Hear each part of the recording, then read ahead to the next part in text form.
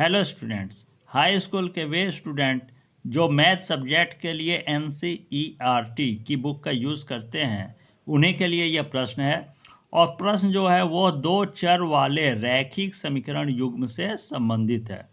यह प्रश्न क्या है, एक बार मैं पढ़ दे रहा हूँ कि प्रश्न है कि यदि किसी भिन्न के अंश और हर दोनों में 2 जोड़ दिया जाए तो वह 9/11 हो जाती है। यदि अंश और हर दोनों में 3 को जोड़ दिया जाता है तो वह 5/6 हो जाती है। उस भिन्न को ज्ञात कीजिए। तो प्रश्न में जो है वो क्या पूछा गया है, इसको एक बार मैं शॉर्टकट में बता दे रहा हूँ। प्रश्न में क्या है, यह प्रश्न संबंधित है, एक भिन्न से संबंधित है। और उस भिन्न में पूछा यह गया है कि अंश और हर, इस भिन्न में पूछा गया है कि अंश और हर इन दोनों में यदि 2 को जोड़ दिया जाता है, अंश और हर दोनों में यदि 2 को प्लस कर दिया जाता है तो वह भिन्न किसके इक्वल में हो जाती है, वह भिन्न इक्वल में हो जाती है 9/11 में। अब उसके बाद क्या है कि यदि भिन्न में 2 की बजाय, तो पहले तो यदि 2 जोड़ा जाता है तो वो 9/11 हो जाती है। उसके बाद यदि भिन्न में अंश और हर दोनों में ही 3 को जोड़ दिया जाता है, 2 की बजाय जब 3 को जोड़ा जाता है तो वह भिन्न हो जाती है 5/6। अंश और हर दोनों में 2 जोड़ते हैं तो वह 9/11 हो जाती है, और अंश और हर दोनों में जब 3 को जोड़ा जाता है तो वह हो जाता है 5/6। अब क्या है कि भिन्न में हमको ज्ञात करना है कि भिन्न क्या होगी। तो आप जैसा कि जानते हैं आप सभी अच्छे ढंग से कि भिन्न में अंश और हर जरूर होता है। तो हम यहाँ पर जबकि हमको भिन्न अभी ज्ञात करना है और ज्ञात नहीं है, तो हम मान लेंगे कि भिन्न के अंश को मान लेंगे x और भिन्न के हर को मान लेंगे y। उसके बाद हम प्रश्न को सॉल्व करेंगे। तो सबसे पहले इस प्रकार के प्रश्न में मान लेंगे, तो यहाँ सबसे पहले लिखेंगे, क्या लिखेंगे, माना। क्या लिखेंगे, सबसे पहले माना अंश इक्वल टू x हो गया। इसके बाद क्या है कि अंश को x मान लिया, और उसके बाद हमारा है सेकंड स्टेप हो जाएगा हर। अब हर को क्या मान लेंगे, हम y मान लेंगे।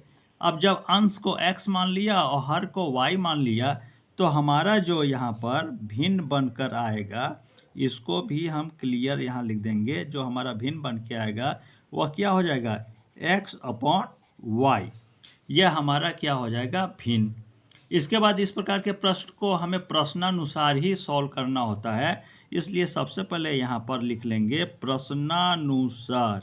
यहाँ पर उसके बाद लिख लेंगे प्रश्नानुसार। अब क्या है कि प्रश्नानुसार का मतलब यह हो गया कि प्रश्न के अनुसार ही हमें यह प्रश्न को सॉल्व करना है। तो प्रश्न क्या है कि प्रश्न मैंने एक बार बताया है, इसको फिर मैं रिपीट कर दे रहा हूँ। प्रश्न में है कि अंश और हर दोनों में 2 जोड़ देते हैं तो वह भिन्न बन जाती है 9/11। तो यहाँ पर क्या करेंगे, हम अंश और हर दोनों में क्या करेंगे, हम प्लस कर देंगे 2। तो यहाँ हमने अंश माना है x, तो x में 2 करना है, और हर में भी 2 को जोड़ने की बात प्रश्न में कहा गया है, तो y प्लस हो जाएगा 2। तो x+2 और y+2, अंश और हर दोनों में हमने क्या कर दिया, 2 को जोड़ दिया। तो यह भिन्न बन के आती है प्रश्न के अनुसार 9/11, 9/11। यह यहाँ पर जो है हम प्रश्न के अनुसार 9/11 लिख देंगे। इसके बाद क्या करेंगे कि यहाँ पर हो जाएगा हमारा तिर्यक गुणा। तो तिर्यक गुणा के अंतर्गत क्या होगा, इस 11 का मल्टीप्लाई हम x+2 में कर देंगे, और इस 9 का मल्टीप्लाई हम कर देंगे y+2 में। तो हमारा जब मल्टीप्लाई करेंगे, 11 का मल्टीप्लाई x+2 में करेंगे तो क्या हो जाएगा हमारा, यहाँ सबसे पहले हो जाएगा हमारा 11x प्लस, और उसके बाद 11 का 2 में मल्टीप्लाई हो जाएगा तो क्या हो जाएगा 22। इसकल 2 है तो इसकल 2 के नीचे इसकल 2 लगा देंगे। अब इस 9 का मल्टीप्लाई y+2 में होगा, तो सबसे पहले मल्टीप्लाई होगा y में, तो क्या आएगा हमारा 9y प्लस और 9 का मल्टीप्लाई 2 में कर देंगे तो 9 दूना क्या हो जाएगा हमारा, इस तरह से 18। इसके बाद क्या है कि यहाँ जो इक्वल टू है ना, इक्वल टू के इस तरफ हम x और y जो भी मान है वो इक्वल टू के इस तरफ रख देंगे, और इक्वल टू के इस तरफ जो भी संख्याएं हैं वह हम इक्वल टू के इस तरफ कर देंगे। तो सबसे पहले है x क्या है, 11x के रूप में है, तो यहाँ सबसे पहले लिख देंगे 11x। उसके बाद 9y को पक्षांतर करेंगे तो क्या हो जाएगा, -9y। इक्वल टू है तो हम यहाँ पर इक्वल टू लिख देंगे। इसके बाद संख्या के रूप में यहाँ 18 है तो 18 लिख देंगे, और यह 22 भी है संख्या के रूप में, तो यह जब पक्षांतर हो जाएगा तो क्या हो जाएगा, -22। इसके बाद क्या है कि यहाँ पर 11x - 9y, यह जस्ट का जस्ट हो जाएगा 11x - 9y इक्वल टू। अब यहाँ पर क्या है कि बड़ी संख्या के आगे क्या है, माइनस है, इसलिए माइनस लग जाएगा, और यहाँ पर हमें 22 में से 18 को क्या कर देना है, घटा देंगे, तो कितना आएगा हमारा, -4। तो यह जो आया है हमारा 11x - 9y इक्वल टू -4, यह हमारा होगा जस्ट समीकरण 1 का निर्माण हो जाएगा। इसके बाद जो है हम क्या करेंगे कि यहाँ पर हमें प्रश्न में, इस प्रकार के प्रश्न में 2 समीकरणों का निर्माण अक्सर होता है। तो यहाँ पर हमने जब यहाँ तक सॉल्व कर लिया तो शेष भाग जो प्रश्न का है वो यहाँ से है। तो क्या है यहाँ पर कि यदि अंश और हर दोनों में 3 को जोड़ दिया जाता है तो वह 5/6 हो जाती है। तो यहाँ पर हमें पुनः प्रश्नानुसार मानना होगा, तो इसे हम फिर लिख लेंगे यहाँ पर, और यहाँ पर क्या लिखेंगे, पुनः प्रश्नानुसार। तो हमारा क्या हो जाएगा, समीकरण 1 के बाद हमें शेष भाग जो प्रश्न हल करेंगे उसमें हमें पुनः प्रश्नानुसार मानना है। तो यहाँ लिख लेंगे पुनः प्रश्नानुसार, प्रश्नानुसार। अब यह क्या है, यहाँ जो मैंने अभी क्वेश्चन को यहाँ पर पढ़ा है रिपीट करके, तो वह था अंश और हर दोनों में 3 जोड़ने की बात की गई है। तो हमारा x है अंश, तो इसमें 3 को प्लस कर देंगे, और y माना है हर को, तो यहाँ पर भी इस तरह से हो जाएगा, y में भी +3 कर देंगे। तो जब दोनों में अंश और हर दोनों में 3 को प्लस करते हैं तो हमारा भिन्न बनकर आती है प्रश्न के अनुसार 5/6, 5/6। अब यहाँ पर पहले की तरह ही हो जाएगा, 6 का मल्टीप्लाई x + 3 में हो जाएगा, और 5 का मल्टीप्लाई y + 3 में। तो क्या आएगा हमारा, सबसे पहले आएगा 6 + 6 × 18 हो जाएगा, इक्वल टू है तो इक्वल टू हम लिख देंगे। अब 5 का मल्टीप्लाई y में होगा तो क्या हो जाएगा, 5y, प्लस है प्लस हो जाएगा। अब 5 तिहाई क्या हो जाएगा, 15 हो जाएगा हमारा यहाँ पर इस तरह से। इसके बाद क्या करेंगे कि इस इक्वल टू के इस तरफ x और y जो भी है वो इक्वल टू के इस तरफ कर देंगे, और बाकी इक्वल टू के इस तरफ जो भी संख्याएं हैं हम वो इधर कर देंगे। तो सबसे पहले 6x है तो 6x लिख लेंगे, 5y को यहाँ पक्षांतर करेंगे तो क्या हो जाएगा, -5y हो जाएगा, इक्वल टू है इक्वल टू लिख देंगे। इसके बाद यहाँ पर है 15, तो सबसे 15 हो जाएगा। शेष संख्या एक और बच गई है 18, तो ये जब पक्षांतर हो जाएगा तो +18 है तो क्या आ जाएगा यहाँ पर इस तरह से हो जाएगा, +18 है तो हो जाएगा यहाँ पे -18। इसके बाद 18 में से हम 15 घटा देंगे, तो यहाँ सेम का हो, सेम टू सेम लिख देंगे, 6x - 5y इक्वल टू। अब यहाँ पर क्या है, बड़ी की संख्या के आगे, जैसा कि मैंने पहले ही बताया है कि बड़ी संख्या के आगे माइनस है, इसलिए माइनस का चिन्ह हम सावधानीपूर्वक लगा देंगे। अब क्या करेंगे, 18 में से 15 घटा देंगे तो कितना आ जाएगा, हमारा आ जाएगा 3 आ जाएगा। अब क्या है यहाँ पर कि 6x - 5y इक्वल टू -3, यह जस्ट हमारा हो जाएगा समीकरण 2 का निर्माण। इस तरह से यहाँ पर जो है 6x - 5y इक्वल टू -3, यह होगा हमारा समीकरण 2 का निर्माण हो जाएगा। तो जब हमने समीकरण 1 और समीकरण 2 का जब हम निर्माण सावधानीपूर्वक सही कर लेंगे तो उसके बाद इस प्रकार के प्रश्न को हम क्या है कि प्रतिस्थापन विधि द्वारा हल करेंगे। इसे विलोपन विधि द्वारा भी हल किया जा सकता है, लेकिन मैं यहाँ पर प्रतिस्थापन विधि द्वारा इस प्रश्न को आपको हल करवा दूंगा। यहाँ पर हम समीकरण 1 के माध्यम से x का मान प्राप्त कर लेंगे। इसके लिए क्या करेंगे कि मैं एक बार समीकरण 1 को यहाँ पर शो कर दे रहा हूँ कि हमारा समीकरण 1 जो है वो है 11x - 9y = -4। यह है हमारा समीकरण 1। अब क्या है, इसमें x का मान कैसे निकाल लेंगे प्रतिस्थापन विधि के अंतर्गत में करेंगे क्या कि सबसे पहले x = कर देंगे और यहाँ पर जो भी है ना 11 है और -9y वह पक्षांतर करके यहाँ पर = के इस तरफ कर देंगे। तो क्या करेंगे, इस x जब हम करेंगे तो -9y है तो यह जब इस तरफ हो जाएगा तो वह प्लस में आ जाएगा, +9y बन जाएगा। और 11 जब पक्षांतर होगा तो वह नीचे की तरफ, वह क्या होगा, नीचे की तरफ आ जाएगा। अब कैसे होगा, तो x करके यहाँ पे मैं आपको बता दे रहा हूँ, क्लियर कर दे रहा हूँ। क्या हो जाएगा यहाँ पर कि x समीकरण 1 से x का मान निकालेंगे तो क्या करेंगे, x कर देंगे और उसके बाद क्या है हमारा है -9y था तो वह प्लस में हो जाएगा। तो यहाँ इस तरह लिख देंगे 9y, यह प्लस में हो गया। अब = करके -4 था तो इसको -4 को जस्ट -4 ही कर देंगे और उसके बाद क्या करेंगे यहाँ पर अपॉन। अब यहाँ था 11x था तो वह पक्षांतर जब हो जाएगा तो वह क्या हो जाएगा, नीचे की तरफ हो जाएगा।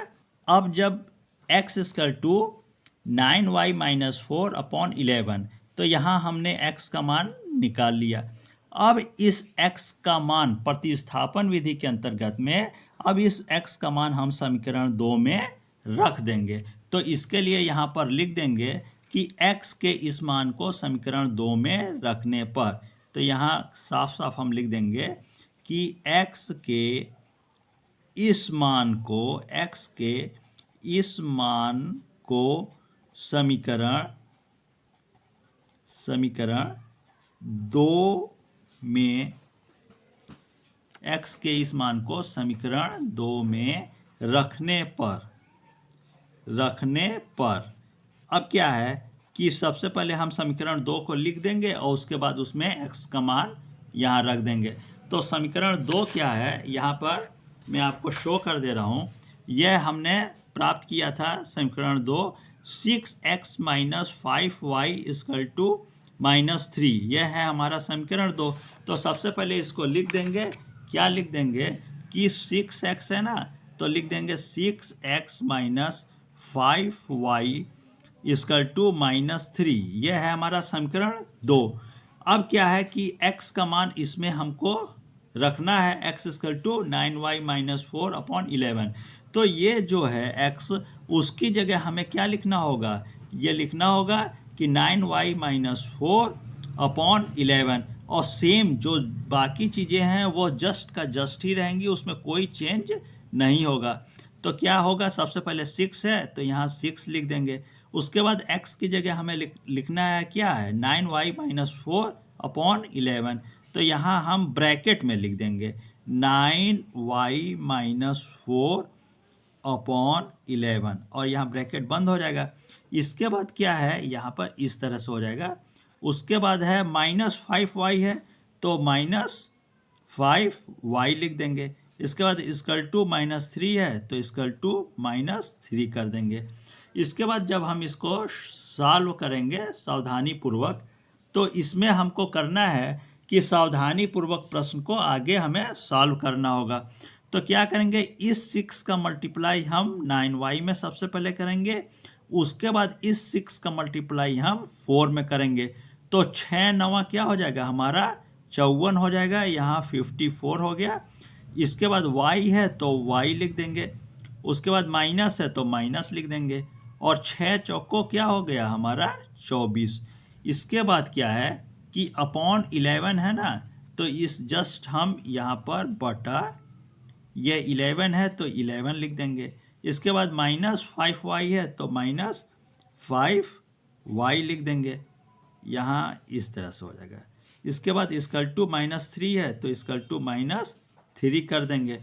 इसके बाद क्या हो जाएगा कि यह जो 11 है ना, यह जो 11 है इसका तिर्यक गुणा यहाँ 11 का मल्टीप्लाई जो है वह 5y से भी हो जाएगा और यहाँ जो 3 है इससे भी हो जाएगा। इस 11 का मल्टीप्लाई तिर्यक गुणा कर देंगे। तो सबसे पहले तो 54y है तो इसको 54 यहाँ पर y लिख देंगे। फिर -24 है तो -24 कर देंगे। उसके बाद -5y है तो 11 का मल्टीप्लाई जब होगा तो क्या आ जाएगा -55y आ जाएगा आपका, ये माइनस है। उसके बाद इक्वल टू है, इक्वल टू फिर इस 11 का मल्टीप्लाई -3 में भी हो जाएगा तो क्या आ जाएगा 11 तिहाई 33 आपका आ जाएगा। इसके बाद क्या करेंगे, यहाँ ध्यान से आगे हम सॉल्व कर लेंगे, आसानी से सॉल्व कर लेंगे। क्यों? क्योंकि यहाँ है कि 55y है, यहाँ है 54y, तो माइनस है तो माइनस प्लस माइनस हो जाएगा। तो 55y में से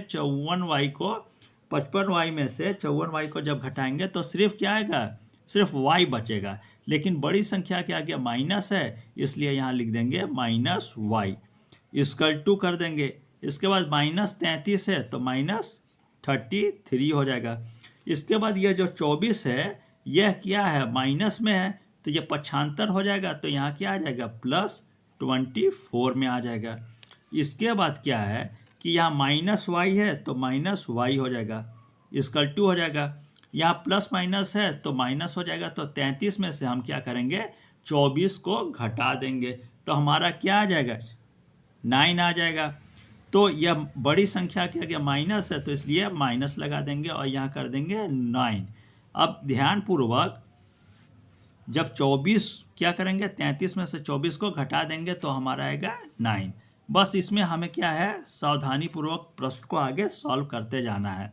अब यहाँ y के आगे भी देख रहे हैं हम तो माइनस है और 9 के आगे भी हमारा माइनस ही है तो माइनस माइनस प्लस में आ जाता है तो y इक्वल टू हो जाएगा हमारा 9। अब इस y के मान को हम समीकरण 1 में रख देंगे। तो इस बात को यहाँ पर लिख देंगे कि y के इस मान को समीकरण 1 में रखने पर, समीकरण 1 में यहाँ इस तरह से हो जाएगा, समीकरण 1 में रखने पर अब समीकरण 1 क्या है यहाँ पर मैं आपको शो कर दे रहा हूँ। यहाँ हमारा समीकरण 1 जो है वह है यहाँ पर 11x - 9y इक्वल टू -4, यह है हमारा समीकरण 1। तो यहाँ सबसे पहले लिख देंगे, क्या लिखेंगे 11x - 9y इक्वल टू -4। अब यहाँ पर हम इसमें x का मान हमें प्राप्त हो जाएगा। क्या हो जाएगा कि यहाँ पर y इक्वल टू क्या है, y इक्वल टू 9 आया है तो y की जगह हम 9 कर देंगे, बाकी सेम टू सेम हो जाएगा। तो क्या होगा 11x - 9।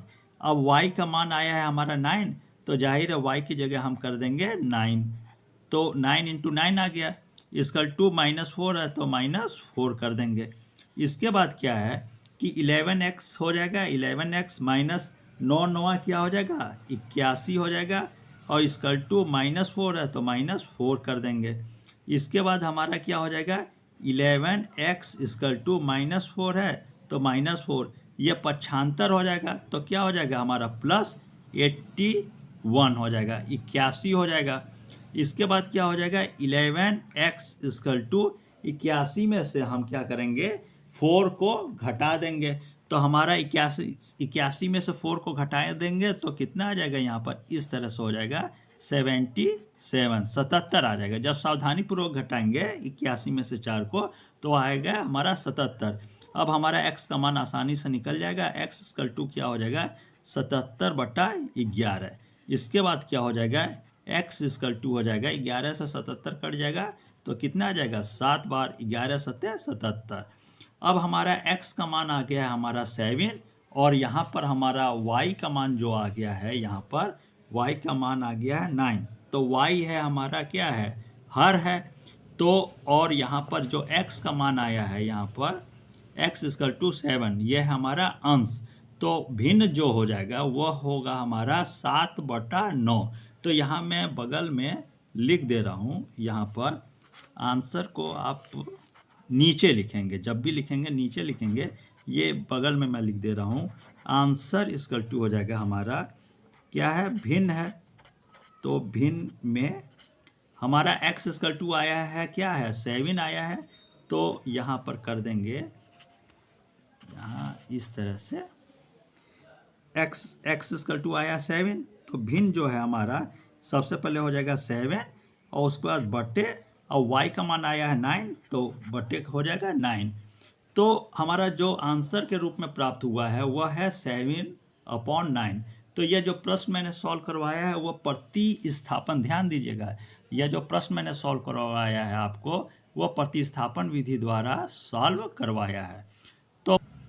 तो प्रश्न को जो मैंने सॉल्व करवाया है वो ये है, एक बार मैं आपको शो कर दे रहा हूँ, इसे आप साफ साफ कॉपी में नोट कर लीजिएगा।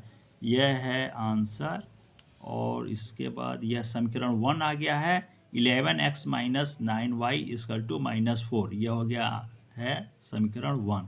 इसके बाद पुनः प्रश्न अनुसार करके हम प्रश्न को सॉल्व करेंगे। तो यहाँ हमारा समीकरण 2 आ जाएगा। प्रतिस्थापन विधि द्वारा हमने यहाँ पर सॉल्व किया है, तो सबसे पहले x का मान निकाल लेंगे और उसके बाद x के इस मान को समीकरण 2 में हम रख देंगे। अब बस इसको सावधानी पूर्वक ही सॉल्व करना है, तो हमारा क्या आ जाएगा, आंसर सही सही आ जाएगा। और उसके बाद यह आगे सॉल्व है, और यहाँ पर हमारा क्या है कि भिन्न के रूप में जो है वह हमें 7/। अब यहाँ पर मैं ऑनलाइन क्लास को क्लोज करता हूँ। धन्यवाद।